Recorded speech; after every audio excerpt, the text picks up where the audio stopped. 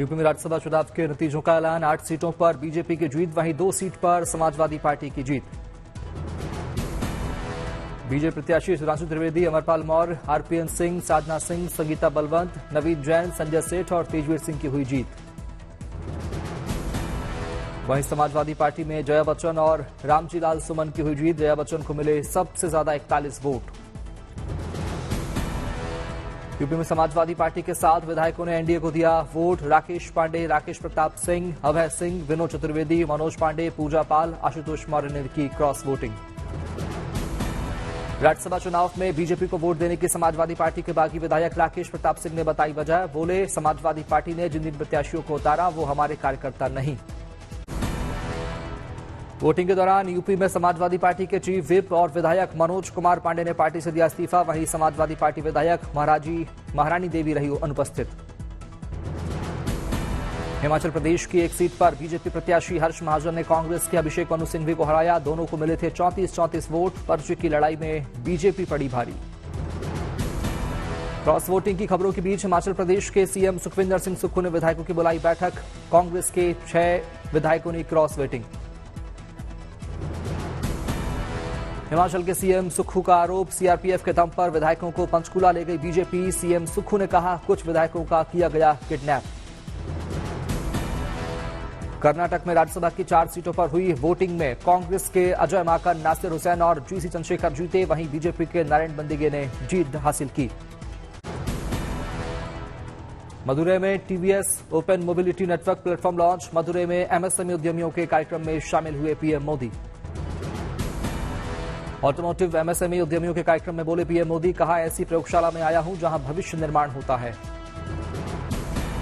PM Modi ने कहा, automobile उद्योग में वैश्विक मंच पर तमिलनाडु की अहम भूमिका। टेक्नोलॉजी इनोवेशन से जुड़े ग्रेट माइंड्स के बीच रहना शानदार एहसास। पीएम मोदी ने एमएसएमई के प्रतिभाशाली लोगों को दी बधाई। कहा, देश में सालाना 45 लाख कारों का प्रोडक्शन, वैश्विक संभावनाएं हमारे दरवाजे पर दे रही हैं दस्तक। पीएम मोदी ने TVS open mobility network platform की प्रदर्शनी का किया निरीक्षण। स्कूली छात्र छात्राओं से की बात। स्टूडेंट ने पीएम को भेंट की उनकी तस्वीर। पीएम मोदी ने किया मीनाक्षी अम्मन मंदिर में विधि विधान से पूजा अर्चना। पीएम मोदी का काफिला निकलने के दौरान लोगों ने किया अभिवादन।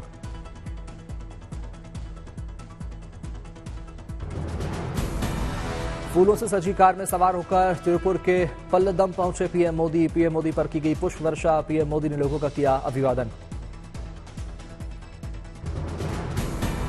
बीजेपी कार्यकर्ताओं के साथ जनता का जोश देख पीएम मोदी दिखे गदगद। पीएम मोदी के साथ सेल्फी लेने की दिखी होड़। मोदी मोदी के लगाए गए नारे। पीएम मोदी के संबोधन से पहले किया गया भव्य स्वागत। तमिलनाडु बीजेपी अध्यक्ष के अन्नामलाई ने पीएम मोदी को शॉल भेंट कर पहनाई फूलों की माला।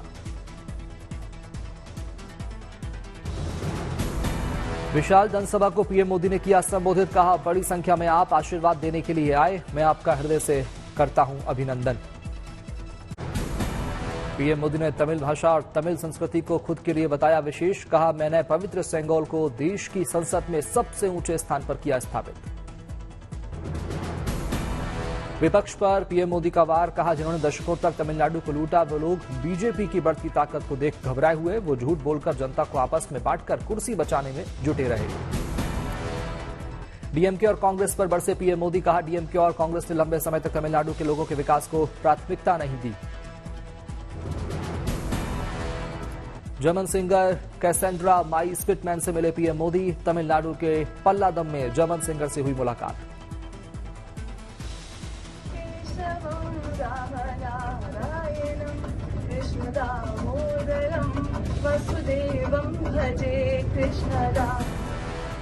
जर्मन सिंगर कैसेंड्रा माई स्पिटमैन ने पीएम मोदी को गाकर सुनाया भजन। कैसेंड्रा माई ने गाया, अच्युतम केशवम राम नारायणम। वसुदेवं भजे कृष्ण दामोदरं वसुदेवं भजे हरे कृष्ण। पीएम मोदी ने विक्रम साराभाई अंतरिक्ष केंद्र का किया दौरा। इसरो अध्यक्ष सोमनाथ भी रहे मौजूद। प्रधानमंत्री मोदी ने अंतरिक्ष केंद्र से जुड़े 1800 करोड़ प्रोजेक्ट का किया उद्घाटन। स्पेस इंफ्रास्ट्रक्चर से जुड़ी 3 योजनाओं को भी किया उद्घाटन। पीएम मोदी ने श्रीहरिकोटा में पीएसएलवी एकीकरण सुविधा का भी किया उद्घाटन। त्रिध्वनिक पवन सुरंग का भी किया उद्घाटन। पीएम मोदी ने 4 एस्ट्रोनॉट से भी की मुलाकात। 4 एस्ट्रोनॉट जाएंगे अंतरिक्ष की सैर पर। गगनयान मिशन के लिए चयनित सभी 4 यात्रियों को विक्रम साराभाई अंतरिक्ष केंद्र में किया गया सम्मानित, दिया गया स्टैंडिंग ओवेशन। पीएम मोदी ने की 4 एस्ट्रोनॉट्स की तारीफ, कहा आप भारत के समृद्ध पीढ़ी के प्रतिनिधि हैं जो चुनौतियों को चुनौती देने का जज्बा रखते हैं। आप भारत की इस अमृत पीढ़ी के प्रतिनिधि हैं जो चुनौतियों को चुनौती देने का जज्बा रखती है।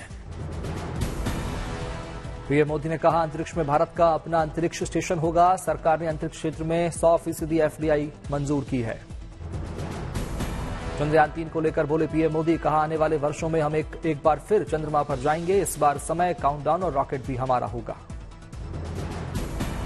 पीएम मोदी ने एक्स पर पोस्ट की भारतीय अंतरिक्ष यात्रियों से मुलाकात की तस्वीर, लिखा भारतीय अंतरिक्ष यात्रियों को पंख सौंपना मेरे लिए विशेष क्षण। 4 अंतरिक्ष यात्रियों पर गर्व है। अहमदाबाद में आयोजित रजत जयंती के साथ सामूहिक विवाह कार्यक्रम में शामिल हुए गृह मंत्री अमित शाह। नवविवाहित जोड़ों को शाह ने दिया आशीर्वाद। गांधीनगर के कलोल में नवनिर्मित कपिलेश्वर महादेव मंदिर पहुंचे अमित शाह। मंत्रोच्चारण के साथ किया जलाभिषेक, लिया आशीर्वाद। गांधीनगर में शाह ने दी विकास की सौगात। कई विकास परियोजनाओं का किया उद्घाटन और शिलान्यास। स्मार्ट सिटी परियोजना के तहत निर्मित स्कूल का शाह ने किया उद्घाटन। क्लासरूम में बच्चों से की मुलाकात। सुविधाओं से लैस आधुनिक लाइब्रेरी का किया शुभारंभ। शाह ने गुजरात के ढोलकुवा का किया दौरा। लोगों के चेहरों पर दिखी शाह से मिलने की खुशी। शाह ने बच्चों को किया दुलार। दिल्ली की 4 लोकसभा सीटों पर आम आदमी पार्टी ने लोकसभा चुनाव के लिए उम्मीदवारों का कर दिया ऐलान। बाकी बची 3 सीटों पर कांग्रेस उतारेगी अपने प्रत्याशी। नई दिल्ली से सोमनाथ भारती, दक्षिणी दिल्ली से सहीराम पहलवान, पूर्वी दिल्ली से कुलदीप कुमार और पश्चिमी दिल्ली से महाबल मिश्रा उम्मीदवार होंगे। मुख्यमंत्री अरविंद केजरीवाल के आवास पर पीएससी की बैठक में हुई उम्मीदवारों के नाम पर चर्चा। इस बैठक में इमरान हुसैन, दुर्गेश पाठक, पंकज गुप्ता, गोपाल राय, राखी बिडलान और आतिशी शामिल हुई। कुलदीप कुमार, सोमनाथ भारती और सहीराम पहलवान ने ये तीनों आम आदमी पार्टी के विधायक हैं। वहीं महाबल मिश्रा कांग्रेस छोड़कर आम आदमी पार्टी में शामिल हुए थे। हरियाणा की कुरुक्षेत्र लोकसभा सीट पर आम आदमी पार्टी उम्मीदवार का ऐलान। कुरुक्षेत्र सीट से पार्टी ने सुशील गुप्ता को उम्मीदवार बनाया है। विजयवाड़ा पहुंचे रक्षा मंत्री राजनाथ सिंह का स्वागत। बीजेपी की कोर कमेटी की बैठक में राजनाथ सिंह ने लिया हिस्सा। दिल्ली में थाईलैंड के विदेश मंत्री पर्णप्री बहिदानोकारा से मिले विदेश मंत्री एस जयशंकर। दोनों देशों के विदेश मंत्री ने की बैठक। भारत और थाईलैंड के बीच कई समझौतों पर हुए हस्ताक्षर। विदेश मंत्री एस जयशंकर और थाईलैंड के विदेश मंत्री रहे मौजूद। झारखंड में चंपई सोरेन सरकार ने वित्तीय वर्ष 2024-25 के लिए बजट पेश किया। वित्त मंत्री रामेश्वर ने कहा कि इस बार फोकस आम लोग हैं।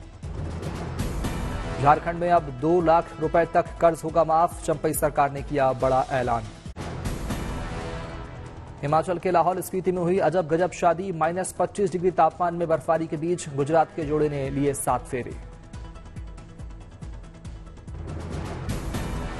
जम्मू कश्मीर समेत देश के अलग अलग हिस्सों से अयोध्या पहुंचे मुस्लिम समुदाय के लोग। रामलला के किए दर्शन।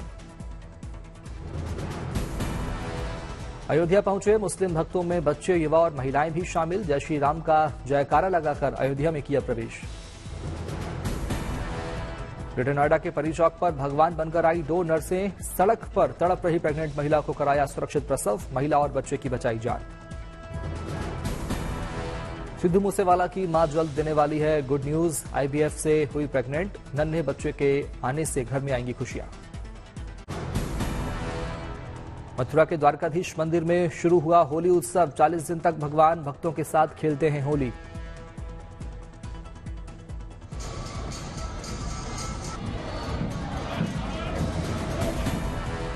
जूनागढ़ में महाशिवरात्रि की तैयारियां शुरू। महाशिवरात्रि पर्व पर होने वाले आयोजन को लेकर साधु संतों ने की बैठक।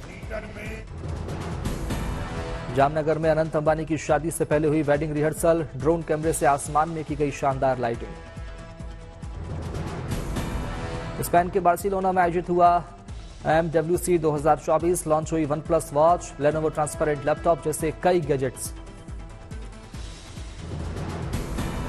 मुजफ्फरपुर में किसानों से लिए गए वेस्ट से बेस्ट बनाने की पहल, नगर निगम ने तैयार किया 45,000 किलो जैविक खाद, हर दिन 5 क्विंटल जैविक खाद तैयार करने का लक्ष्य।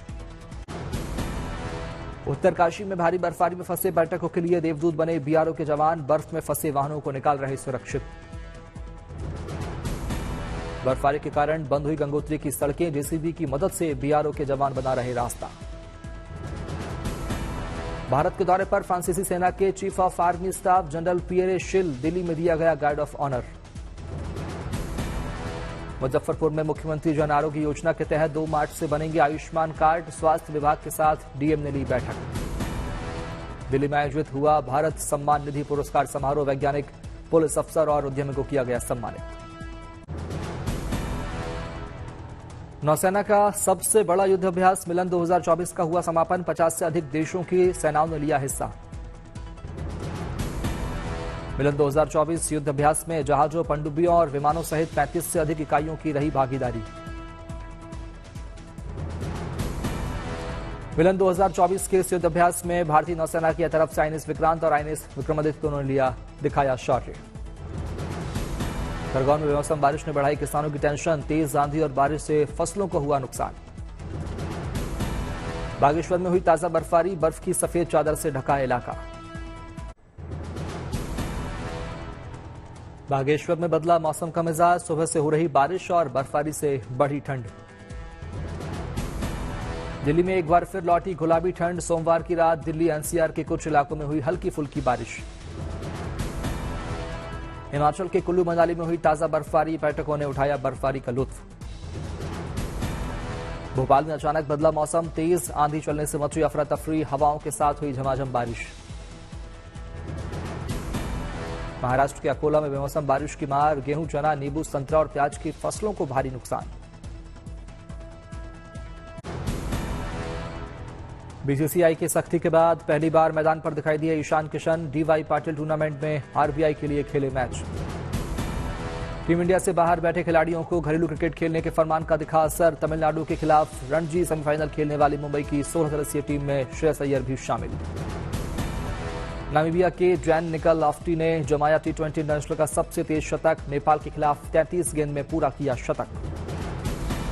इंग्लैंड के कप्तान बेन स्टोक्स ने बढ़ाया साथियों का हौसला, कहा टीम इंडिया के हक में 3-1 की स्कोर लाइन मायूस करने वाली, लेकिन भारतीय पिचों की तरह जिस तरह का जज्बा हमने दिखाया और मुझे उस पर गर्व है। साई के नेशनल सेंटर ऑफ एक्सीलेंस में 200 पैरा एथलीटों को किया जाएगा शामिल, केंद्रीय खेल मंत्री अनुराग ठाकुर ने किया ऐलान।